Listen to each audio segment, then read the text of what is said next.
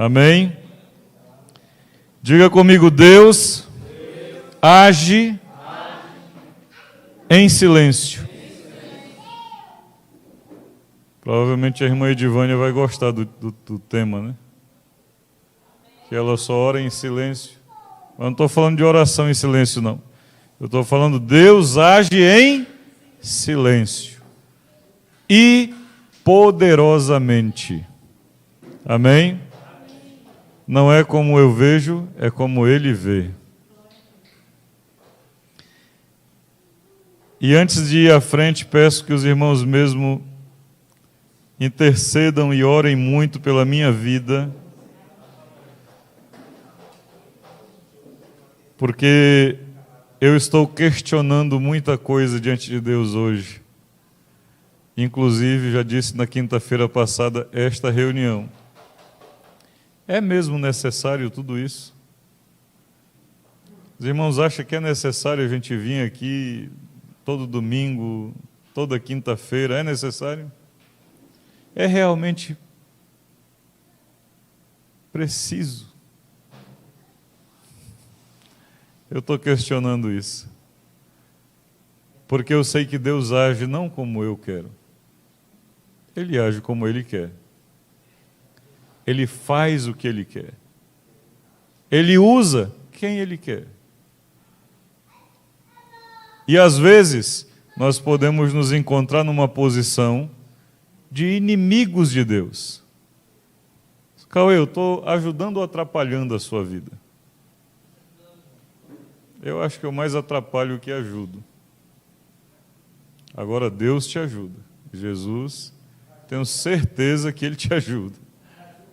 Eu acho que atrapalho muitos irmãos. Porque Deus tem um jeito de agir, que não é o meu. Ele tem uma forma de fazer, não é a minha. O problema é que a gente é fruto de algo. Qual é a história? Qual é a base? A grosso modo, nós viemos de um catolicismo romano. Nós, a nossa geração, da maioria que está aqui,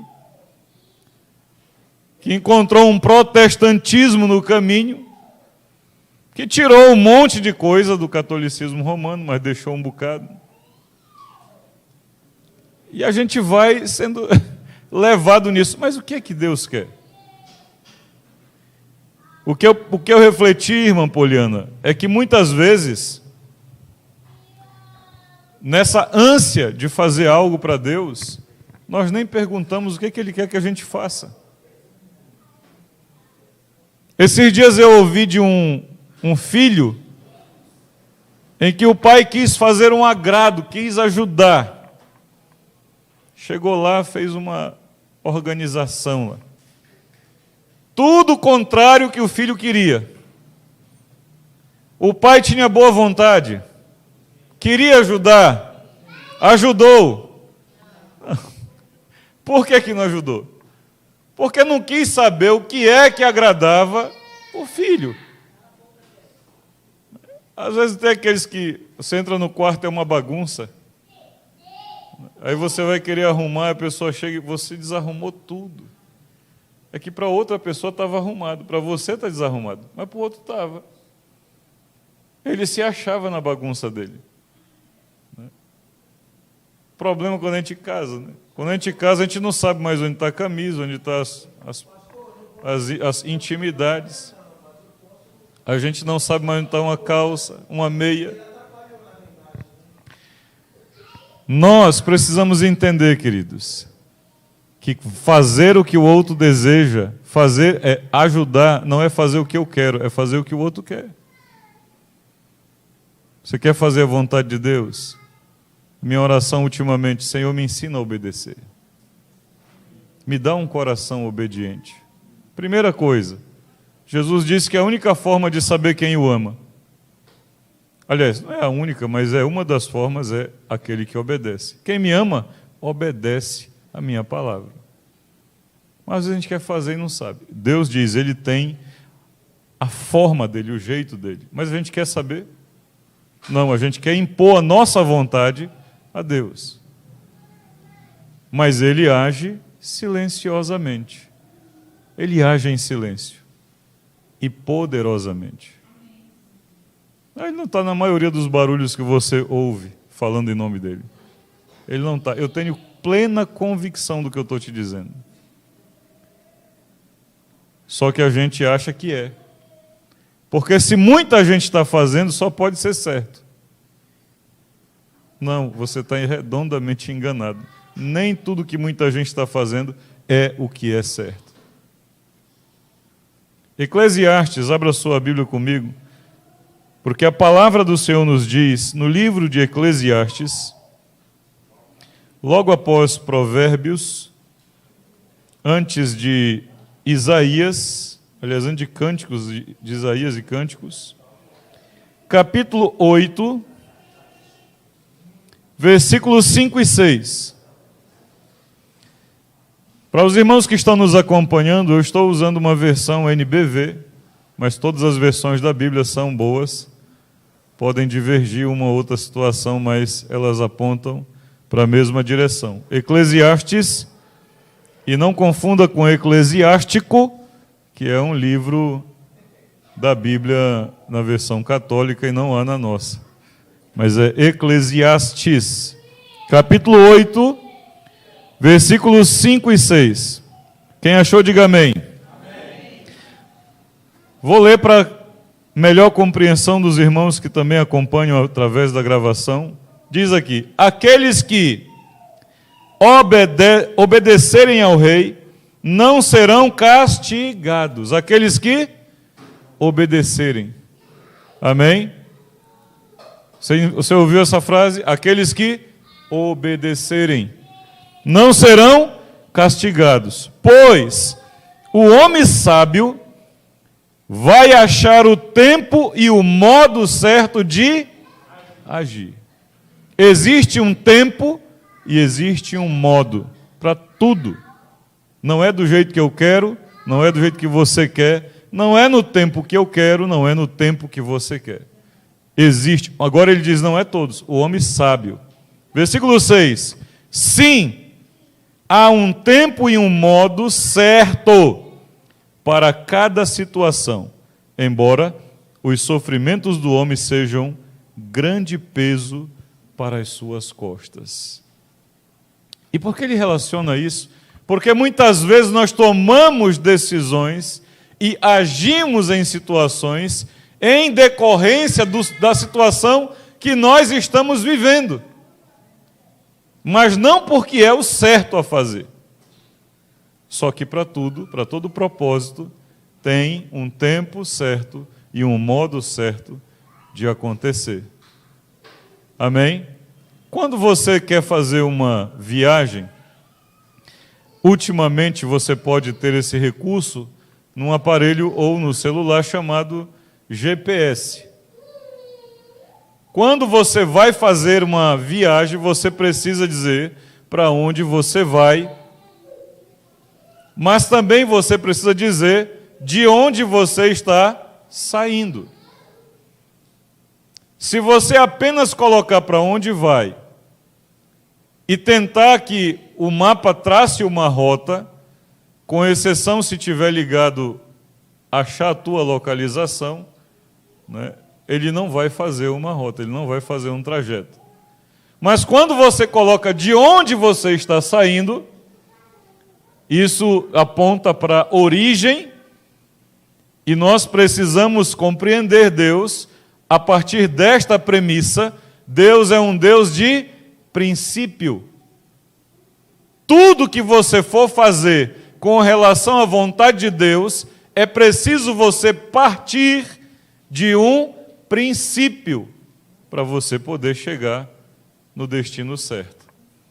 Se você partir do ponto de início de cultura, de usos, costumes, de épocas, você vai com certeza errar a rota. Porque Deus trabalha com princípio, origem. De onde você vem? Qual é a situação que você está vivendo? Qual é o teu ponto de partida para você saber para onde vai?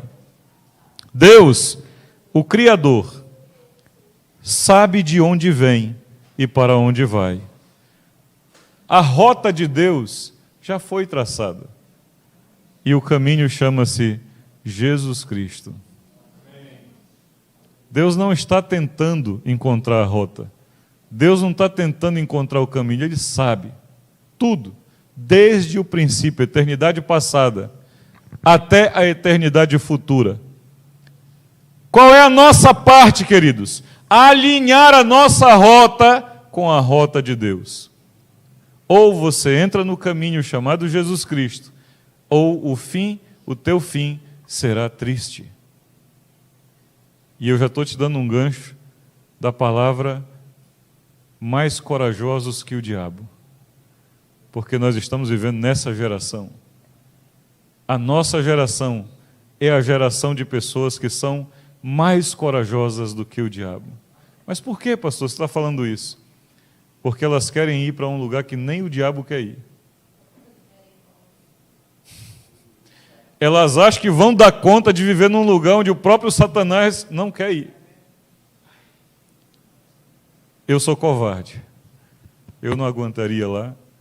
Então eu estou logo, Jesus está aqui, tenha misericórdia, me prova, me testa, mas não me deixa fora da tua eternidade. Eu não quero. O Robson passou 8 dias sem falar com o pai. Outro dia mencionei o que aconteceu no condomínio dele, mas não disse o que foi. Cheguei na portaria, o cabo olha para o meu carro, tem um negócio de segurar o celular. É Uber. Falei 3 vezes, 4 vezes com ele que eu não era Uber, que eu era o Sérgio, estava indo para a casa do seu Robson. Peguei ar com ele, com o porteiro. Para piorar, quando eu entrei, nunca paro na portaria. Nesse dia parei só para olhar para a cara do indivíduo que estava me aborrecendo se eu era Uber ou não. Fiquei aborrecido com ele, zangado até não querer mais.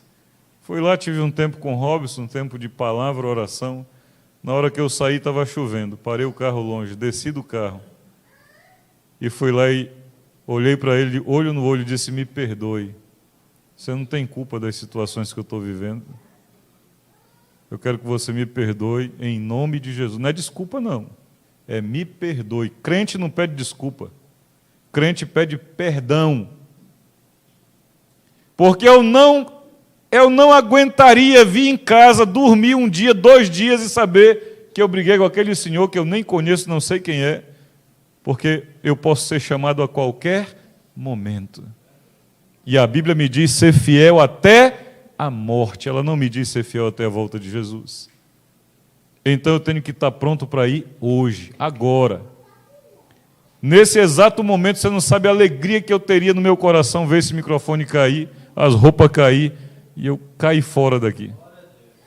Porque é isso que eu vivo.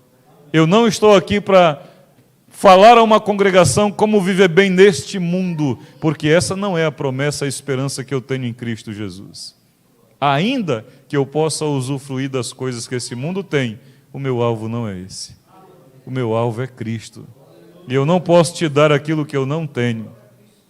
Ainda que eu creia que Deus é próspero, cheio de graça, cheio de misericórdia, irmão Poliana, Ele quer nos abençoar, quer cuidar de nós, o nosso alvo não é esse. O nosso alvo é Cristo. Porque quando eu estou orando inclusive para Deus mandar uma perseguição sobre a igreja. Quem diz amém? Aqui no Brasil, não é na China não. Tem que ter perseguição. Porque o povo está muito selfie gospel. Eu quero ver uma selfie gospel se você for perseguido pelo Evangelho. Eu quero ver você publicar. Porque a igreja está precisando acordar, querido. Deus tem o seu tempo e o seu modo. Ele tem a forma de agir que não é a minha. Mas quem é Deus? Irmã Cícera, a gente quer colocar Deus numa caixinha, Ele não pode estar nessa caixinha nossa. Deus não pode estar nessa caixinha nossa. Ele é muito além daquilo que você possa imaginar. Diga comigo, diga comigo assim, Deus tem uma rota. Jesus é o caminho. Você está fora dele, meu amigo, você está fora do destino. Emerson, tem boquinha não. Deus honra, abençoa, sabe, cuida dos seus. Cuidado com o negócio de dizer que eu estou vendo Deus te abençoar e o cara está na prostituição, na mentira, na fornicação e Deus vai te abençoar. Vai não, querido. Deus abençoa aqueles que andam em retidão. Deus é fiel. E é contra aquilo que a irmã Ive estava compartilhando com um colega dela. É real, queridos. Sabe, Deus é bom, mas Ele não pode tolerar o desobediente porque Ele é justo. Como que Ele vai cobrar um peso de um e de outro Ele cobra menos? Você acha isso parece com Deus? 2 pesos e 2 medidas? Parece nada com Deus. Por isso Ele não tolera a desobediência. A gente tem que saber mesmo, Deus não tolera. Agora, Ele ama os obedientes. Ele é apaixonado nos obedientes. Não no sentido nosso de paixão, mas algo muito forte por aqueles que o obedecem. No livro de 1 Reis, capítulo 19, se você puder, corra para mim, comigo lá. 1 Reis, capítulo 19. Quem achou, diga amém. Vocês estão rápido, hein? Glória a Deus. Profeta Elias, aquele que encarou os profetas de Baal, a Jezabel, capítulo 19 de 1 Reis, versículo 9 a 13.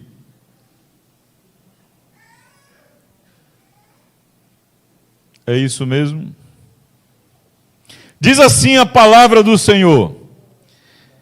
E a palavra do Senhor veio a ele, a Elias. O que você está fazendo aqui, Elias? Elias estava onde? Numa caverna, escondido.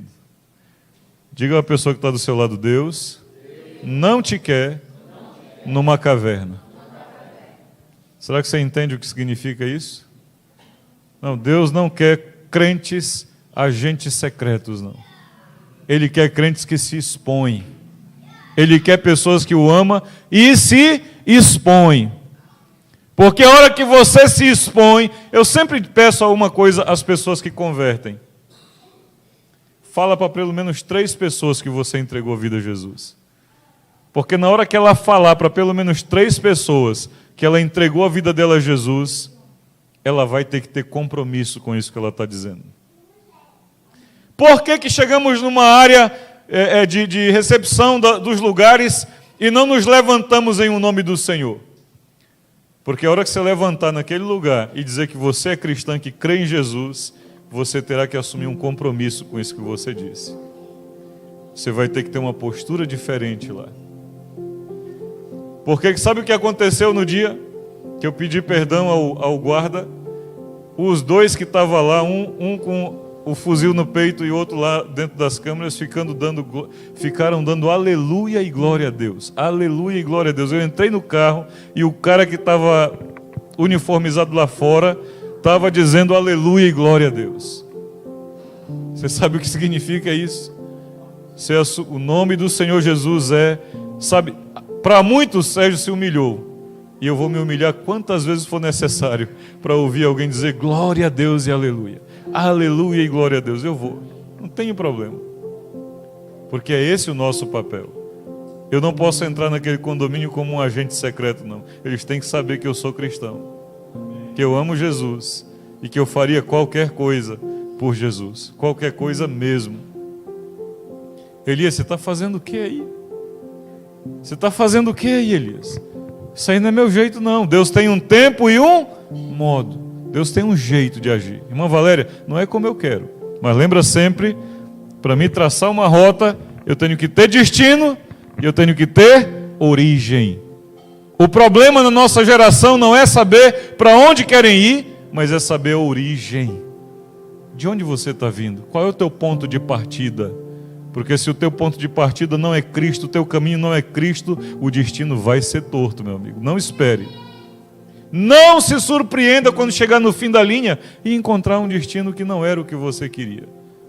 Porque só tem um jeito. Jesus diz lá em João capítulo 14, versículo 6, ninguém vem ao Pai senão por mim. Eu sou o caminho, a verdade e a vida, e ninguém vem ao Pai senão por mim. Queridos, há muitas pessoas vivendo bem hoje, no seio da igreja, mas que não vão encontrar com Jesus, e isso dói aqui dentro do meu peito. Mas dói de verdade, porque nós estamos cansados demais, lutando com estruturas. Esses dias eu fui almoçar na casa de um irmão, perdi hoje, viu? Mas qualquer hora eu apareço sem avisar. Coisa legal, gente. Conversa da palavra, ora, lê a palavra, que culto maravilhoso. E às vezes nós estamos nos matando, tentando arrebanhar pessoas, trazer pessoas. Sabe, eu não compreendo por que muitas pessoas não vêm num culto como hoje, porque o pastor fala duro, provavelmente. Talvez se fosse a Tânia e a Tereza estariam aqui mais cedo. Mas como é o Sérgio que vai pregar, não, qualquer hora que chegar está certo. Não precisa ir não, de qualquer lugar está certo. Então, será que é essa a forma que Deus quer? Não, ele está falando, Elias, eu tenho uma forma de agir. Mas Deus age em silêncio, Ele está falando comigo. Ele não age no barulho. O que diz o texto, Marco? Ele respondeu, tenho trabalhado duramente para o Senhor, Deus dos exércitos. Porém o povo de Israel não cumpriu a sua aliança com o Senhor, e derrubou os seus altares, e matou todos os seus profetas. Sou o único que sobrou. E agora estão tentando matar-me também. Quem se levanta pelo nome do Senhor, querido, está de boa ou está sofrendo? Cuidado com essas filosofias, com essas teologias de ciência cristã dos nossos dias, de coach, em que os homens que falam de Jesus estão sendo ovacionados, aclamados. Não, os homens que falam de Jesus, que falam a verdade, estão sofrendo em toda a história da igreja. No século passado sofriam. Não é fácil para os que realmente se colocam ao lado do Senhor. Elias, estão te buscando, estão perseguindo você. Ficou, como é que Elias disse? Ficou ele o quê? Versículo 10 aí. Eu sou o único que sobrou. O que diz a sua versão? Só ficou eu. Acho que tem uma versão que diz fiquei só, não tem? Eu fiquei só. Porque ele diz, eu sou o único que sobrou. E aí Deus diz, Elias, olha aí, sai aí. Sai e ponha-se no monte, diante do Senhor, pois o Senhor vai passar. E o Senhor disse a ele, enquanto Elias estava ali, o Senhor passou, e um vento de tempestade atingiu a montanha. Era um vento tão forte que as pedras saíam do lugar diante do Senhor. Pense já viu, né? Quando a ventania está forte mesmo. Na cidade a gente ouve o barulho dos cabos elétricos, né? Aquela coisa arrebentando. Mas se você vê realmente um tufão, você vai ver o que é barulho. Barulho grande. Barulho muito grande. E o Senhor diz, porém o Senhor não estava no vento. Você vai no lugar e está lá a barulheira, a gritaria, não sei o quê. Cuidado, querido. Deus pode agir nesse momento? Pode. Mas muitas vezes não é o Senhor. É só barulho. Ainda não é Ele. É só, como é que eu diria, é só o entorno de Deus que está chegando. Mas não é Ele ainda. E eu estou orando ao Senhor, pedindo a Ele, não me deixa perder esse momento do Senhor para a minha geração. Porque eu sei a minha responsabilidade para a geração mais ou menos do Caian, do Aécio, da Valentina, do Rodrigo, do Gustavo, da Vitória, das crianças que estão ali. Se nós falharmos, irmã Poliana, a próxima geração vai receber o quê? Quais serão as referências da próxima geração? sabe, o que vai ser. Eu estou tentando mostrar para o meu filho, na minha vida, leia a palavra todo dia, ore todo dia, fala com o Senhor. Não estou falando para ele fazer, eu faço, ele me vê, porque amanhã ou depois, se ele estiver perdido, ele vai poder olhar para trás e dizer, mas eu tinha uma referência, eu tinha alguém que me fazia e me mostrava qual era o caminho. Que às vezes, não é no barulho, queridos, cuidado com muito barulho. Pastor, você não quer que faça barulho no culto? Não é o que eu estou dizendo. Eu acho que crente é barulhento mesmo por natureza, mas o barulho tem que ser algo conteúdo, não, por conteúdo, não por causa de barulho unicamente. Depois do vento, houve um terremoto. E depois do terremoto veio um fogo. Mas o Senhor não estava no fogo. O Senhor não estava no vento forte, não estava no terremoto e também não estava no fogo. Depois do fogo, ouviu-se um som de brisa suave. Quando Elias ouviu o som, cobriu o rosto com o seu manto, saiu e ficou na entrada da caverna, porque ele entendeu, agora o Senhor está aí. Quando ouviu um silêncio.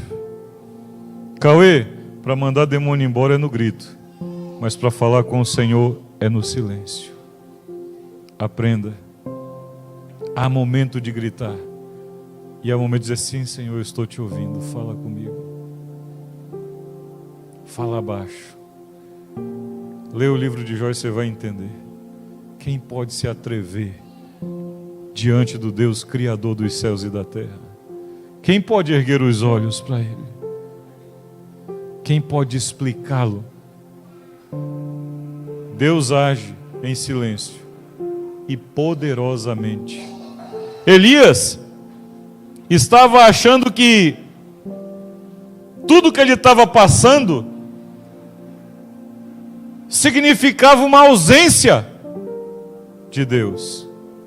Mas sabe o que Deus está dizendo para ele? Elias, mesmo quando parece que você está só, eu estou aí contigo. Você sobrou, não é porque você é bacana, não. Você sobrou porque eu tenho um propósito na sua vida. Você não está só porque você teve uma estratégia, não. Você está só porque eu tenho um plano na sua vida. Eu não te deixei só em nenhum momento. Deus não nos deixa só.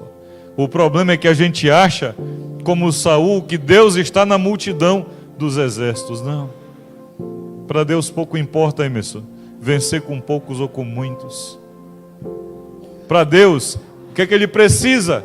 De alguém com um coração rendido a Ele, buscando a Ele em espírito e em verdade, de fato. E Ele vai mostrar o que você precisa ver. Ele vai abrir caminhos que você achava impossíveis. Glória a Deus pelo testemunho da Ivete. Mas um dia eu encontrei a Ivete desesperada. Eu não sei mais o que fazer. E eu disse, Deus está agindo e você vai se surpreender. Tem coisa de um mês e pouco, 2 meses que eu falei isso para ela. E agora, de vez em quando, ela vem com a filha abraçada aqui para o culto. Porque Deus age em silêncio, mas poderosamente. Quando Ele muda, quando Ele transforma, não há nada que possa voltar atrás. Nada. Ele é o Deus que quando abre portas, ninguém pode fechar. Também quando Ele fecha, ninguém pode abrir. Não lute contra Ele. Amém? O ministério de João Batista, o precursor de Jesus, aquele que veio à frente. O próprio Jesus se refere a João Batista em Mateus 11, 11 a 14, como entre os nascidos de mulher, não há nenhum que seja maior do que João Batista. Tremenda essa palavra. Mas ainda assim, no reino dos céus, João Batista é o menor. E ele conclui dizendo que João Batista era o Elias, profetizado pelos profetas que viria antes de Jesus. Então aqui nós estamos diante da personagem que vem antes de Jesus para anunciar que o Cristo está vindo. Aquele que vai revolucionar a humanidade. Que ainda que muitos o neguem, ele marcou a história da humanidade. Você divide a história da humanidade hoje em dois tempos: AC, DC. Antes de Cristo e depois de Cristo. Ele marcou ou não marcou? Marcou. Ele marcou a história. Eu gosto de perguntar para os ateus: você nasceu quando? Em 1900 antigamente. Depois de Cristo. Ele é tão irreal que o mundo foi marcado pela existência dele aqui na Terra. Até a data de nascimento do ateu tem que levar o nome de Jesus. Eu nasci dia tal, depois de Cristo. Nega se você quiser. Então, João Batista é esse homem que veio adiante. Se você pensar, quando você quer introduzir, né, aqui entra o nosso querido irmão marqueteiro, Marcos Formiga, né? Quando faz aquele lariado lá e nós estamos aqui, pá, vai todo mundo grita junto, né? Para chamar, porque para chamar você tem que fazer barulho. Não é assim, irmã Valéria? Vou dizer, o Marco vai te dar umas aulas lá do marketing de vender as coisas. Você pensa no aquele cara, já viram aquele cara que anuncia lá as lutas de UFC? Tem um americano lá, como é que chama ele? Aquele que chega no final da oratória dele e diz: "It's time!" E todo mundo, aquela loucura toda, não tem esse? É isso que João Batista é. João Batista é aquele que vem antes, aquele que vai anunciar alguém maior que vem depois. Você pensa nas apresentações de shows de televisão, quando chega aquelas bandas meia tala que faz ali 4 horas para o esquenta, aí quando termina o esquenta que vai entrar os principais, meu amigo, é fogos, é pirotecnia, é fumaça e aquelas luzes e o povo gritando o nome dos artistas, aí eles entram. Era isso que João Batista tinha que fazer. Irmã Poliana, eu estou perguntando a Deus, qual é a tua forma? Qual é o teu jeito? Porque no livro de Mateus, capítulo 1, quando João começa o seu ministério, livro de Mateus, se você achar, diga amém ou dê um glória a Deus. Mateus capítulo 3, versículo 1, que diz na sua Bíblia?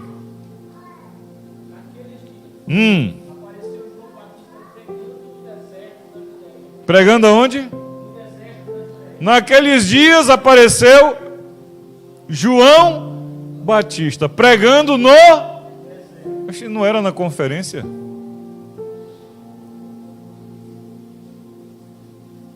Para onde ele vai? Não era nos palácios? Não era nas casas de festa, então? Será que a minha Bíblia está errada?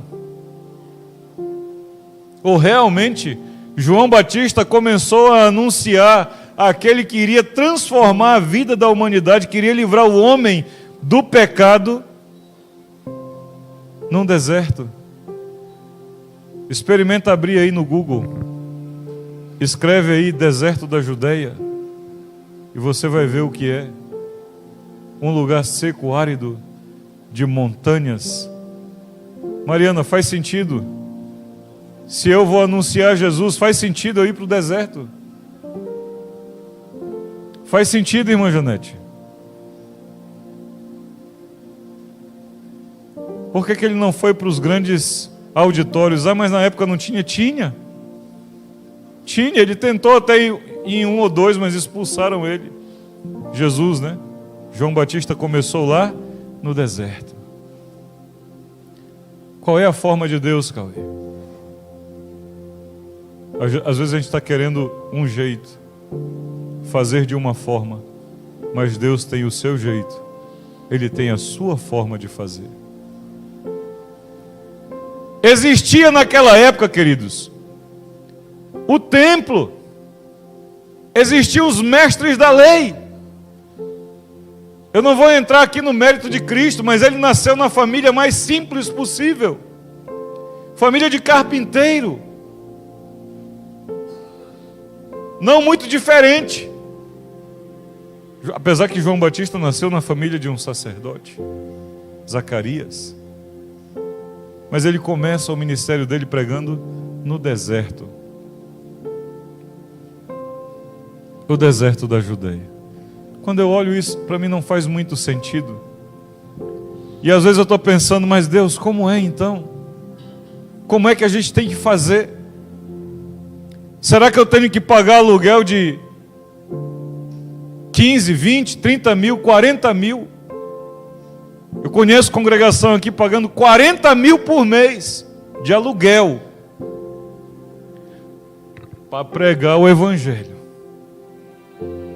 Eu olho para o Evangelho no deserto.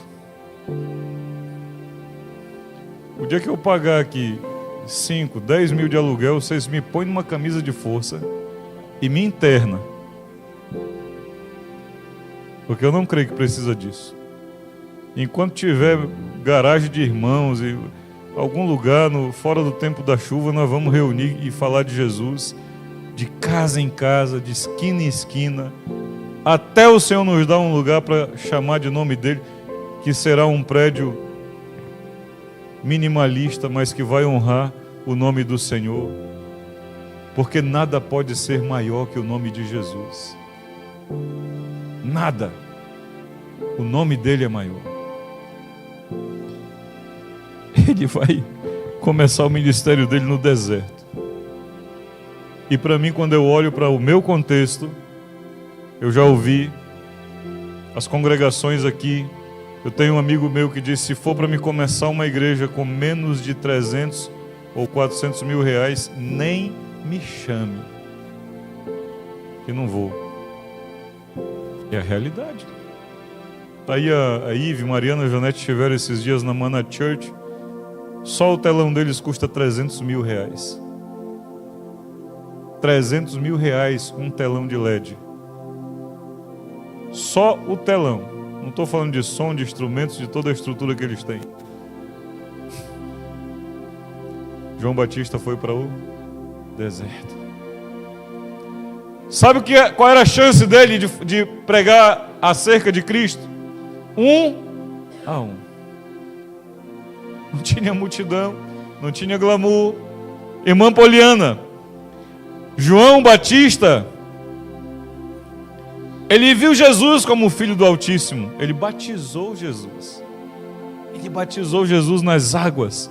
Mas ele começou o ministério dele no deserto. Ele não fez milagres.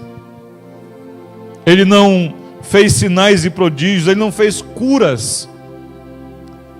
Ele não operou maravilhas. Ele falava a verdade. E pregava arrependimento e santificação. Eu tenho conselho de um amigo nosso aí. Quer encher essa igreja? Tem que encher. Se não encher até o fim do ano, não tem Deus aí. É só falar de prosperidade, meu amigo.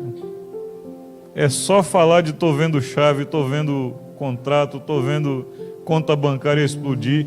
Não fala de pecado, não leva povo a orar, não fala em santidade, você vai ver se não enche. Ninguém quer falar, ninguém quer dizer, ouvir que tem que ser santo, O marido não quer ouvir que não pode trair a esposa não quer ouvir que não pode trair o marido.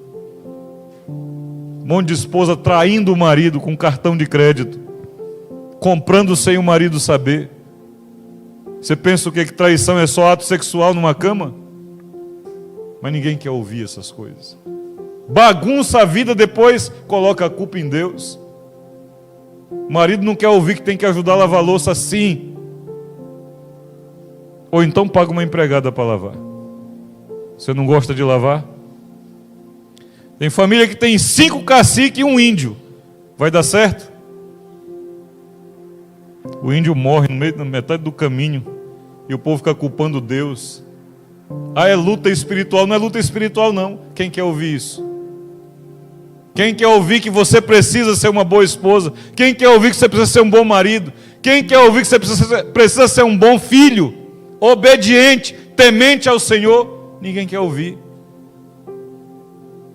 Quer fazer a selfie no painel da igreja, com o nome escrito atrás: Jesus Cristo é o Senhor, fazendo o sinalzinho, é meu passa, mas não obedece uma vírgula do que Jesus fala. E acha, não fala isso. João Batista pregava arrependimento, santidade, vida casta, vida de oração, sacrifício. Quem quer fazer a obra do Senhor? Ninguém. Pagar preço por alma? Ninguém. Jackson e a irmã Sheila está lá. Quem vai lá? Mas quem vai lá para amar, para pagar preço? Porque se não der conta, nem começa, querido. Se for para largar, nem começa. Você vai estragar com as coisas. Quem tem que ir é o pastor. Esse não é o modo de Deus. Vou te explicar qual é o modo de Deus. Está na palavra. A gente que é teimoso. A gente que não quer obedecer. Porque o nosso coração é desobediente, mas já está escrito. O que eu tenho que fazer? Pagar preço. Ah, mas é difícil. Quem disse que é fácil? Quem disse que é fácil começar o ministério no deserto? Rejeitado pelos outros? João Batista começa o ministério no deserto e termina onde? Hã? Quem está lendo Bíblia aí? No Mateus capítulo 11 nós vimos Jesus elogiando ele. Mas no 14 de Mateus, quando um homem ouviu falar de Jesus, ficou assustado. Mateus capítulo 14, corre lá.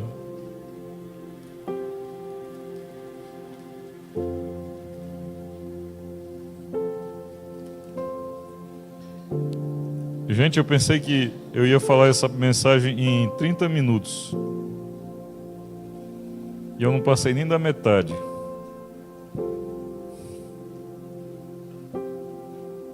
Diga comigo assim: misericórdia, Senhor, da vida desse homem.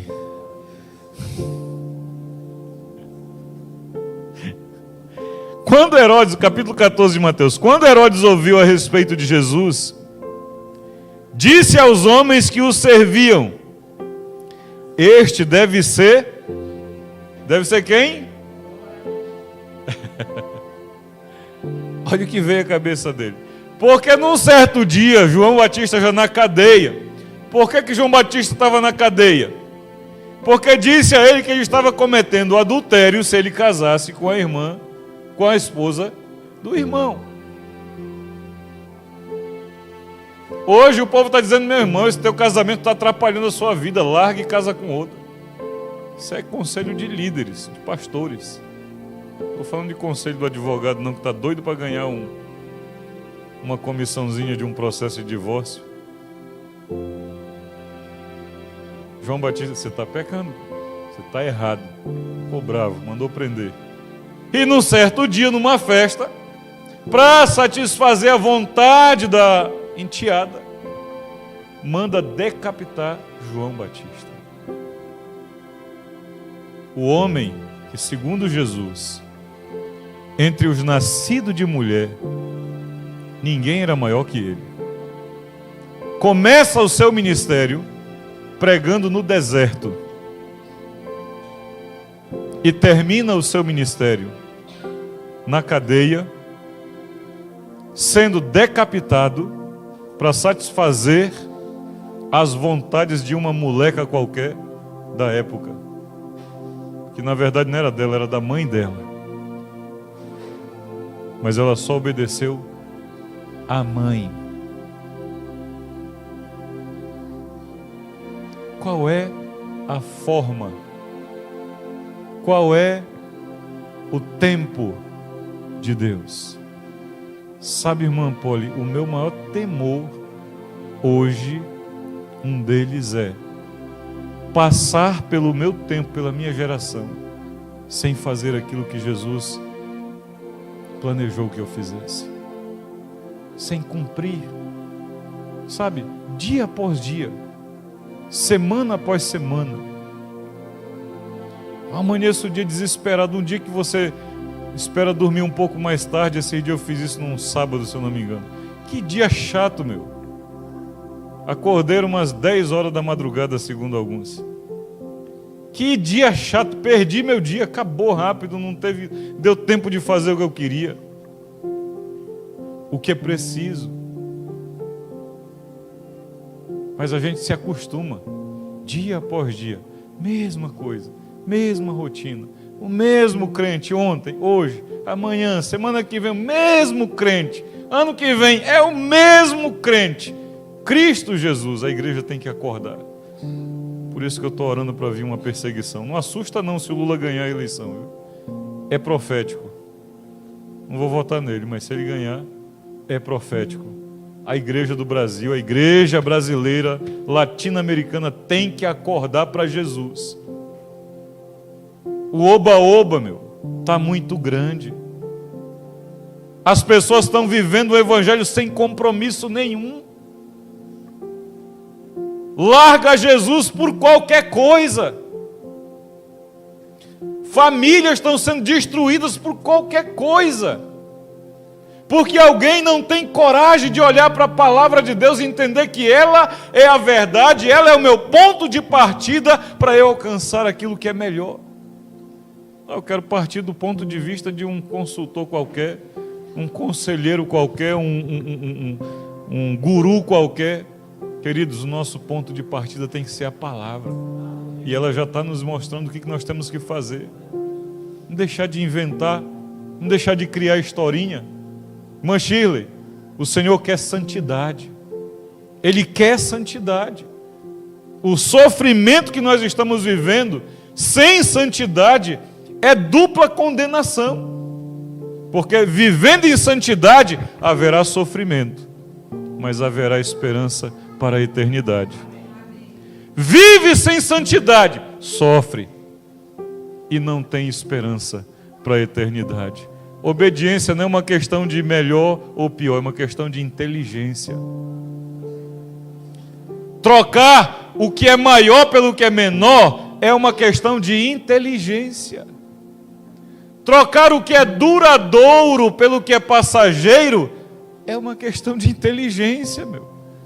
Você não é mais criança. Criança, quando você dá uma nota de R$50 para ela e chega com 5 notas de R$2 e diz, vamos trocar, ela troca feliz na hora.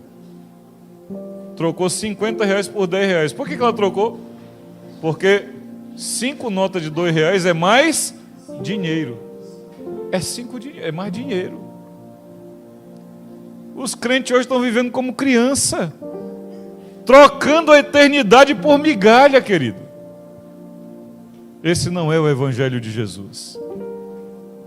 O evangelho de Jesus é santidade. Esse homem pregou santidade. E o fim do ministério dele, por causa de falar a verdade, por causa de pregar santidade, não foi glamuroso como eu vejo hoje nas mídias, como eu vejo hoje nas lives, como eu vejo hoje por aí.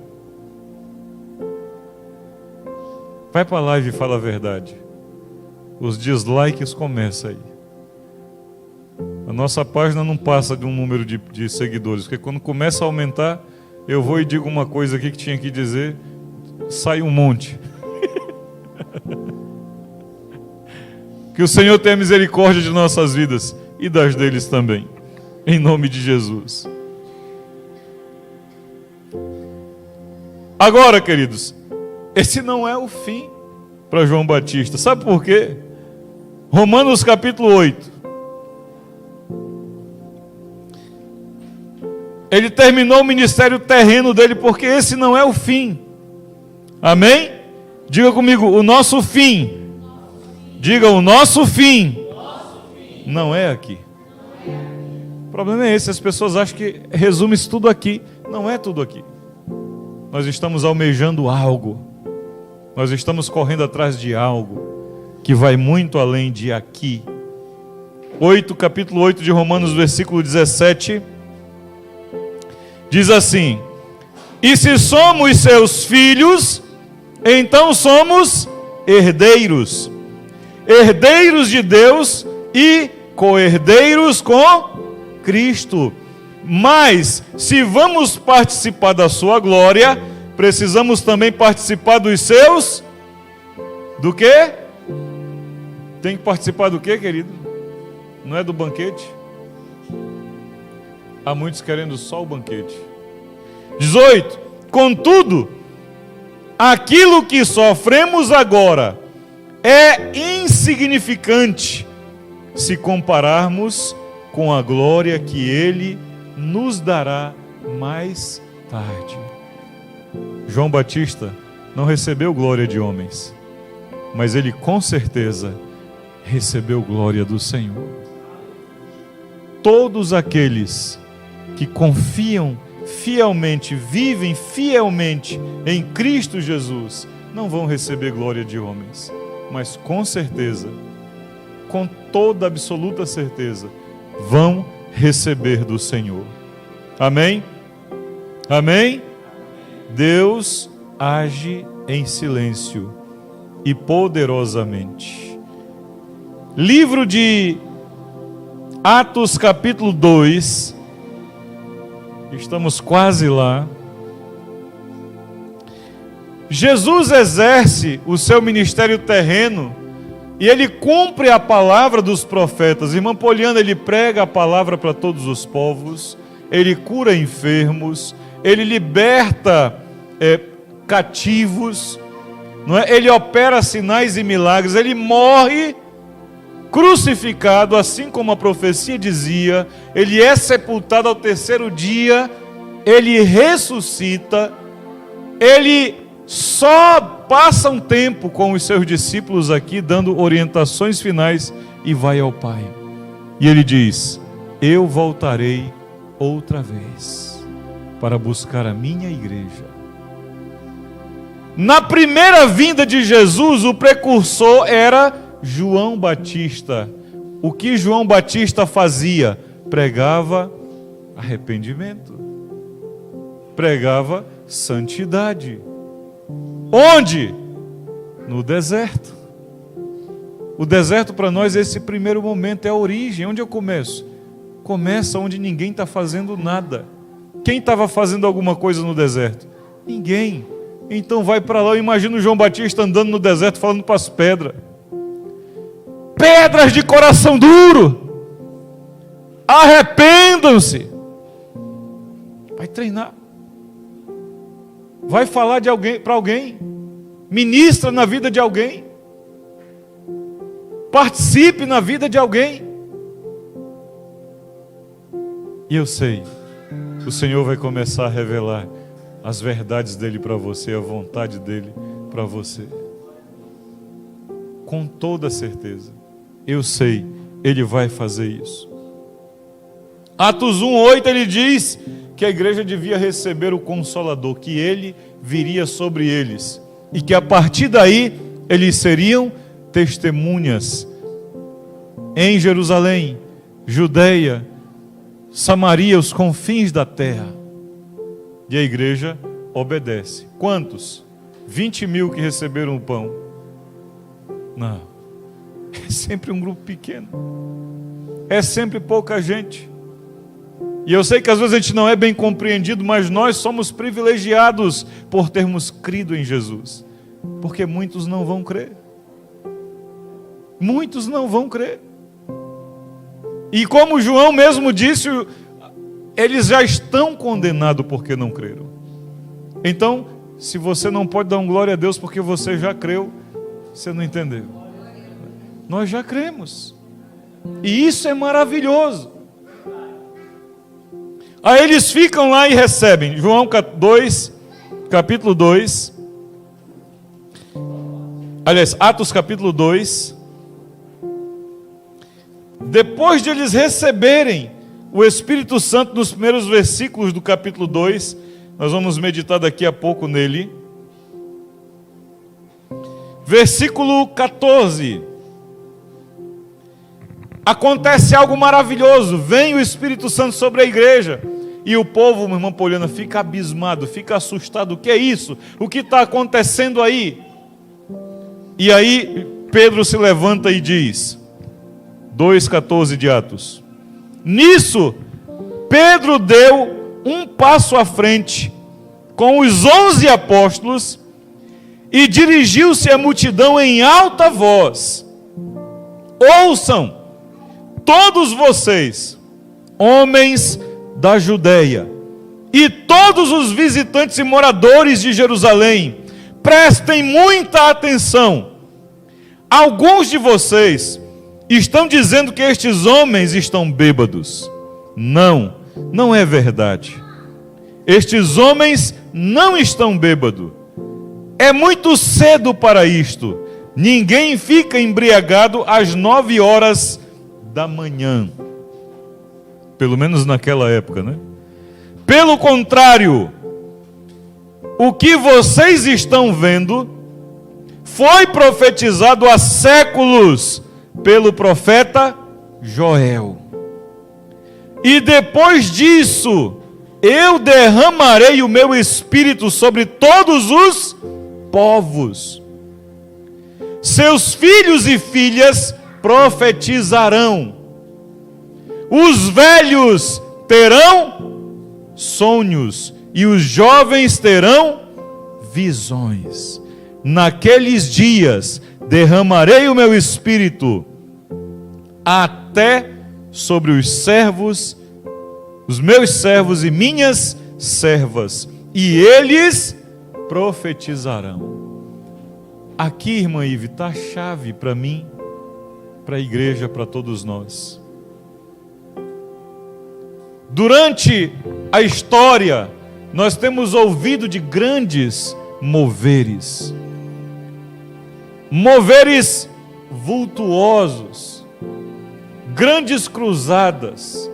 Na década de 80, 90, se levasse em consideração a quantidade de conversão de vidas no continente africano, pelo relatório das cruzadas, todo o continente africano já foi alcançado. Porque o número dos relatórios eram grandes. Cruzadas em que milhões de pessoas entregaram a vida a Jesus. Só que isso não reflete a realidade lá. Mas houve grandes moveres, grandes nomes, grandes ministérios. Mas qual é a vontade de Deus? Eu estou agarrando um ódio de placa de igreja, mas vou tocar fogo nessa nossa aí.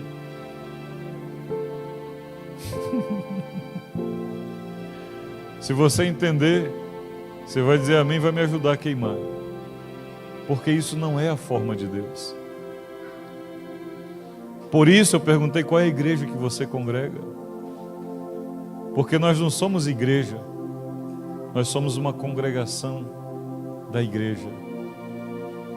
Sim, o contexto teológico, você é a igreja de Jesus, 2 pessoas é a igreja. Mas não a placa. Placa não é igreja. Placa é só placa.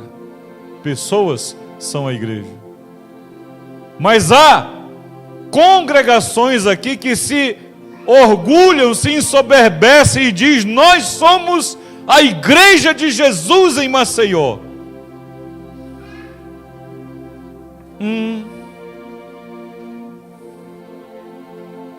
Será? Irmã Poliana, eu não vi Jesus colocar placa nenhuma. Não vi. Mas eu sei que ele tem uma igreja em Maceió. Quem faz parte dela? Quem anda em obediência à sua palavra. Não estou dizendo que não há necessidade de congregar. Congregar é bíblico. Mas nós não somos a igreja de Jesus em Maceió. Nós fazemos parte da igreja de Jesus em Maceió. Porque a igreja de Jesus em Maceió não se pode colocar dentro de 4 paredes. Não importa o tamanho desse espaço. Se você entender isso, se as igrejas entendessem isso, os pastores não brigavam. Os ministérios não estavam disputando entre si, mas eles estavam trabalhando juntos para honrar e glorificar o nome do Senhor. Por isso, quando descemos na rua que tem um grupo dando comida, eu passo direto. Vou dar de novo por quê? Já tem alguém dando. Então vamos fazer lá na frente, para quem precisa. Amém? Porque ele disse que, irmã Ana, o Espírito foi derramado sobre a vida dos presbíteros. Amém? Não é amém.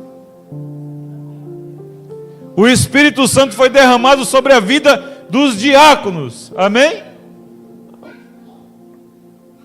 Foi só dos bispos. Não. A Bíblia está dizendo que sobre todos os povos. Todos os povos. Sobre a minha vida e sobre a sua vida. Amém? Diga para o irmão do lado: o Espírito Santo foi derramado sobre todos. Sobre a minha vida e sobre a tua vida. Então descruza os braços. Diga para o seu irmão: descruza o braço. Porque a obra não é para ser feita só por mim, não. O Espírito não veio só para o pastor, não, queridos. O Espírito não veio só para a liderança da igreja, não. Veio sobre todos, e todos têm responsabilidade. Todos teremos responsabilidade, porque o Espírito Santo já fez isso. A Bíblia diz aí no início, mas vamos pegar aqui do versículo 5 do capítulo 2, diz: muitos judeus piedosos tinham vindo de todas as nações do mundo para Jerusalém. E quando se ouviu aquele som, o som do Espírito descendo, aquele vento impetuoso lá de Elias, multidões vieram correndo para ver de que se tratava, e ficaram espantadas ao ouvir os seus próprios idiomas. Aliás, ao ouvir que seus próprios idiomas estavam sendo falados. Como pode ser isso? Exclamaram maravilhados. Estes homens são da Galileia. Olha, são só galileus. São só galileus. É só um motorista de caminhão. É só uma doméstica. É só um vendedor. É alguém que... Como? Galileus, pescadores, agricultores. Como podemos ouvir eles falando? Sabe por quê, queridos? Porque o Espírito Santo nos capacita para a obra que Ele tem que fazer. O que é que você não sabe que Ele não possa te ensinar? Daí a minha indignação: como que um crente pode se conformar a ser o mesmo ontem, hoje e amanhã também? Isso cabe para Deus, porque Ele é perfeito. Para nós, temos que ser hoje melhor do que éramos ontem. E amanhã temos que ser melhor do que é hoje. O que eu fiz ontem, deixa no ontem. Hoje eu tenho que fazer algo novo, de novo, para honrar e glorificar o nome do Senhor. Porque o Espírito foi derramado sobre todos. Esse João Batista falava antes de Jesus vir. a primeira vez. A igreja está falando antes de Jesus vir, a próxima vez. E isso não começou agora, começou desde o dia de Pentecoste. Quem deve falar? Cada indivíduo. Sabe o que eles estavam fazendo aqui, queridos?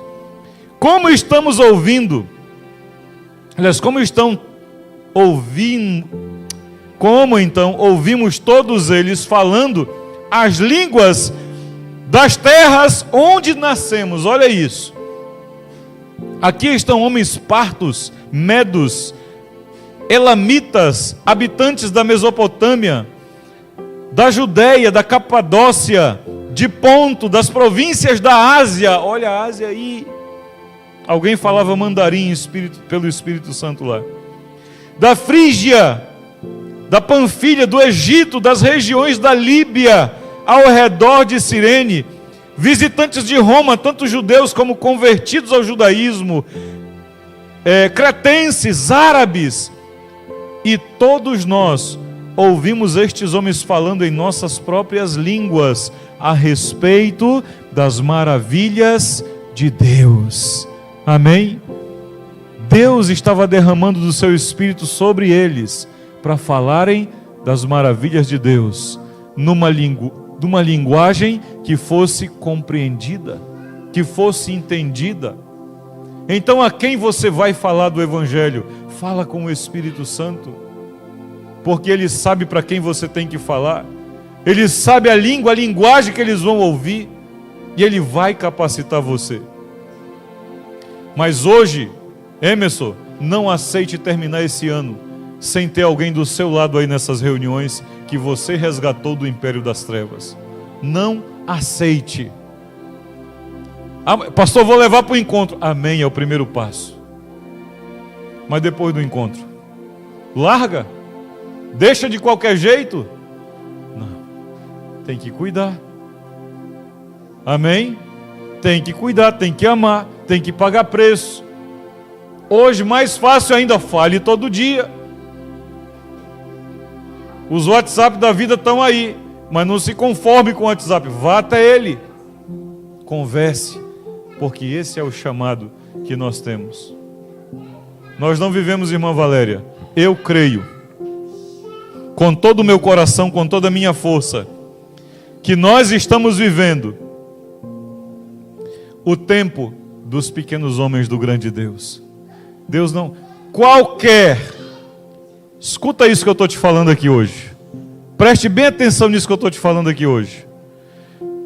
Qualquer homem, instituição, organização que se tornar maior do que Jesus, não é de Deus, não vem de Deus isso. Fulano arrasta multidões, não vou. Mas é de Deus, tem certeza? Irmã Valéria, qualquer homem, mulher, instituição, organização que se colocar como maior do que Jesus, eles incorrem um grande risco de não apenas não estar fazendo a vontade de Deus, como de se estar colocando contra Deus. Ainda que levantem o nome de Deus, estão contra Deus. Amém? Quem entendeu isso, diga amém. O capítulo, naqueles dias, o capítulo 2 de Atos, naqueles dias, Deus é quem derrama. O Espírito Santo vem do Pai Todo-Poderoso, não para um específico, mas para todo aquele que busca, que crê, todo aquele que obedece, porque o Espírito Santo não pode vir sobre desobedientes, querido. Jesus havia dito que vem, fique em Jerusalém e espere.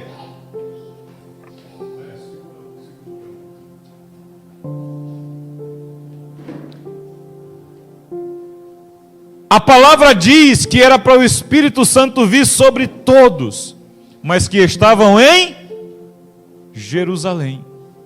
Você acha que alguns ouviram e foram cuidar das suas coisas? Sim.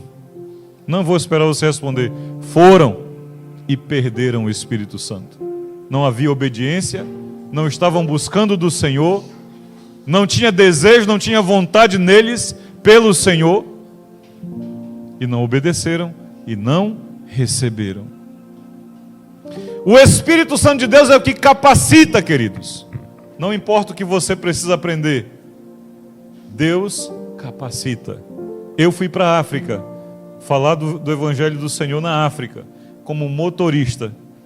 Aprendi tanta coisa naquele lugar, por causa do Evangelho, para fazer o Evangelho, inclusive uma nova língua, para ficar lá, porque era necessário. E se for necessário para que você cumpra, Deus vai te dar. Deus vai te dar. Eu estou clamando por discernimento do Espírito nesses dias, que o Senhor traga sobre nós discernimento do Espírito Santo sobre as nossas vidas, para a gente saber a hora de impor a mão, para a gente saber na hora de orar por cura ou na hora de orar por libertação, porque sem o Espírito Santo nós vamos só ficar batendo no seco, não vai acontecer nada. Mas o Espírito Santo nos capacita, Ele nos dá a palavra certa, na hora certa, para a pessoa certa. Mas você está buscando, você está pedindo, você está orando, você está buscando com desejo ardente no seu coração, você está desesperado para obedecer, Ele vai dar ordem. Mas se Ele te falar uma vez e você não obedecer, acabou. Esse sermão estava pronto desde sexta-feira. Hoje o Espírito Santo mandou mudar 3 vezes. Eu disse, Senhor, mas já está bom. Levantei a orelha, começava a esquentar. Eu voltava e mudava. E aí a orelha parava de esquentar. Como é que Deus fala contigo? A minha, meu amigo, o coração começa a queimar. O Marco chegou aqui com frio, eu estava pegando fogo ali. Coisas que eu estava ouvindo que só Deus e eu sabemos. Mas que é preciso ter coragem para obedecer. Porque se você não tiver, você arrega, meu querido. Você vai pensar no seu emprego, você vai pensar na sua... Você pensa que eu estou brincando quando eu falo de fechar isso aqui? Fecho. Porque eu vou dar tempo para quem está dando crédito ao que está sendo falado, e quem não quer, procura o seu caminho. Vá para onde você quiser. Até que seja a hora de reunirmos como igreja. Vai viver de quê, pastor? Não interessa. Deus nunca vai deixar eu passar fome nesse lugar. Eu creio. Mas se Ele quiser que eu passe fome, eu estou pronto para isso.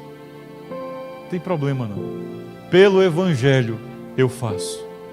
Mas eu não aceito fazer uma coisa porque todo mundo está fazendo. Qual é a vontade do Senhor para os nossos dias? Igreja de Jesus, clama comigo. Qual é a vontade do Senhor para esses dias?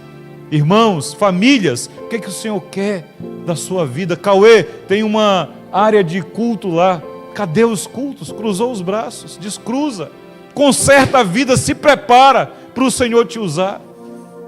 Porque não é plano do Senhor ficar ano após ano no mesmo moído, da mesma maneira. Não, o tempo está escasso. A urgência do Senhor. Eu vou parar esses dias. Vou convocar alguns irmãos para estudarmos algumas coisas proféticas, que inclusive está aí. Porque ele conclui aí essa parte do capítulo 2, falando o seguinte... Cadê? Versículo 19. E farei coisas espantosas na terra e céu, sangue, fogo e colunas de fumaça. Tá mencionando o profeta Joel. O sol vai se tornar em trevas e a lua em... 15 de maio era o quê? Lua de sangue. Os intervalos antigamente entre as tríades de lua de sangue eram de 50, 60, 100 anos. Agora está diminuindo. É sinal do fim. E o povo está de brincadeira. Crente, eu não estou falando de mundo não, porque o mundo já está perdido. A Bíblia diz que o mundo jaz no maligno. Eu estou falando da igreja de Jesus que está brincando. Eu estou falando de irmãos que congregam conosco aqui, que estão brincando com Deus, que tem mais coragem do que Satanás, porque tem coragem de brincar com a eternidade e acha que ir para o inferno é brincadeirinha. Irmã Valéria, está aproximando os dias. Tenham certeza disso. O fim dos tempos está acontecendo. E não é à toa que até para cortar cabelo mulher olha para a lua. Sim ou não? Não é superstição não, querido. É verdade. Para plantar tem que olhar para a lua. Para pescar tem que olhar para a lua, porque Deus estabeleceu esses astros para governar tempos, estações e sinais. Deus está falando, irmã Shirley, e o povo está brincando. Irmã Shirley, conserto de vida é importante nesses dias. Fala com a tua família, fala com teus filhos, conserta a vida, anda em santidade, temente ao Senhor, porque a trombeta, pode tocar já. E aí? Almoço com papai e mamãe não pode ser perda de tempo, tem que ser, vamos orar antes de comer. Papai, lê a Bíblia aqui, o Senhor está falando aqui, não te quero mais chata aqui em casa. Papai, tentei. Papai, lá no Maranhão, quando é que você vai visitar papai? Pega o caminhão e vá-se embora, porque o tempo está escasso e ele precisa abrir o coração dele para Jesus. Didi, estamos orando para conversão? Temos que orar. 200 famílias naquele condomínio, não sei quantas. Uma família Deus tem que entregar vocês naquele lugar. E vocês edificarem, ser testemunha. Já falei com o Robson e Mariano, não é possível naquele, como é que chama lá? Jardim Europa, não ter uma família de não crente ali que precisa de Jesus. Tem que chorar aos pés do Senhor. Tem que clamar, porque os dias estão escassos. E eu digo a você, irmã Poliana, eu tenho certeza hoje, que não é através de grandes eventos, é através da minha e da sua vida. Não vai ser grandes conferências que vão fazer o prelúdio da vinda de Jesus. Não são os grandes congressos, mas será pessoas como eu e você, que vão ser tementes, obedientes, cheios do Espírito Santo, e vão sair anunciando um por um a respeito do reino de Deus, a respeito da volta de Jesus, alertar que o inferno é real e que se não andar na rota estabelecida por Deus, o fim será triste. Mas ninguém quer falar mais disso. Quer falar de comprar casa nova, carro novo. Tá bem, querido, faz parte, não tem problema. Mas esse não é o nosso alvo, essa não é a nossa esperança. Ele tem trabalhado para que o seu nome seja engrandecido, mas alguns de nós não compreendemos o que João compreendeu. Capítulo 3 de João, versículo 30 diz, estou concluindo, peço perdão aos irmãos pela hora.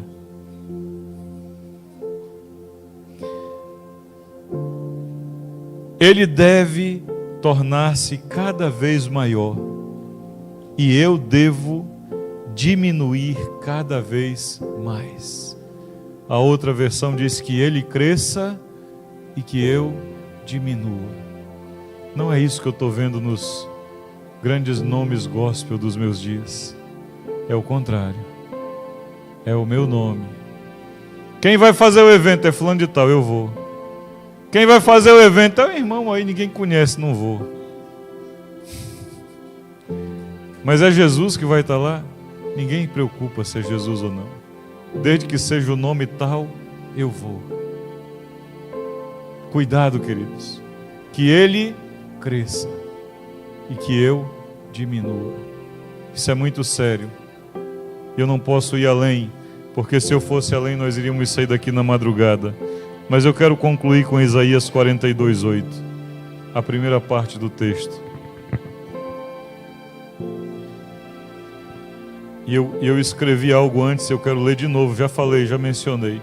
Mas qualquer pessoa, vou repetir isso, qualquer pessoa, organização ou estrutura que alcance destaque, que alcance maior destaque do que o de Jesus, não reflete necessariamente a vontade de Deus e incorre no perigo de estar longe dele e contra ele.